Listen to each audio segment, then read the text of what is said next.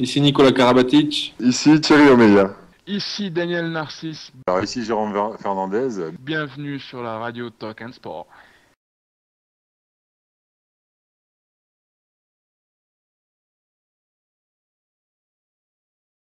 On essaie de faire plaisir aux gens maintenant, vu qu'on voit que ça nous réussit et qu'on commence bien les matchs. Après on essaie de faire plaisir aux gens et de faire des belles choses.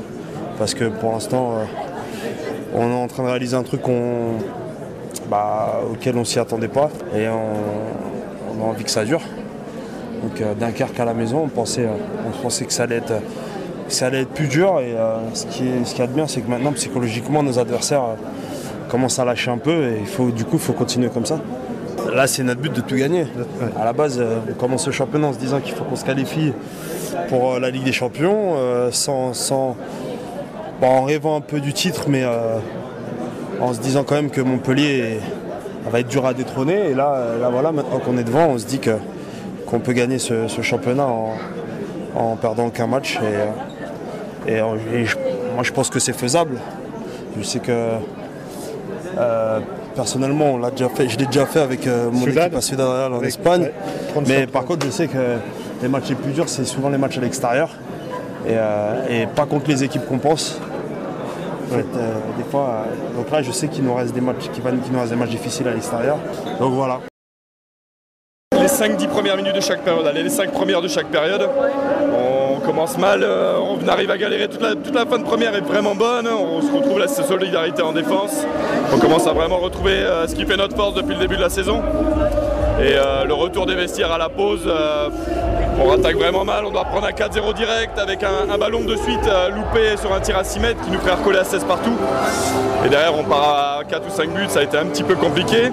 Et on paye ces 5 minutes contre une équipe comme ça, on sait que c'est compliqué, on n'a pas le droit d'avoir de temps de pause comme ça, de temps entre parenthèses. Donc bon, c'est un peu dommage. On a montré qu'on était capable, mais il nous manque 10 minutes qui font la différence sur les 60.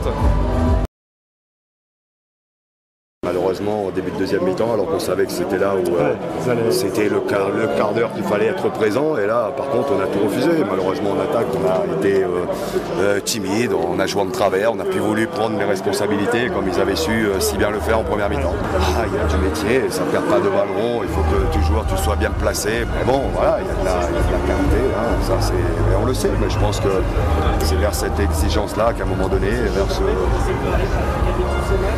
être capable sur cette deuxième mi-temps, tu as un but, il n'y a pas d'affalement et il faut que tu sois capable de t'imposer. Voilà, nous on n'arrive pas encore, on le fait par période et malheureusement ce passage à vide coûte cher. Je suis sûr que tous mes joueurs vont avoir ce petit regret de ne pas s'être totalement livrés dans le bon sens en début. Ils y étaient dans le match, donc c'est un peu incompréhensible qu'on n'arrive plus à... Mais bon, voilà, c'est comme ça, il va falloir qu'on apprenne. On prend beaucoup de plaisir et plus les matchs passent et plus on prend du plaisir. Donc je pense que c'est de bon augure pour la suite.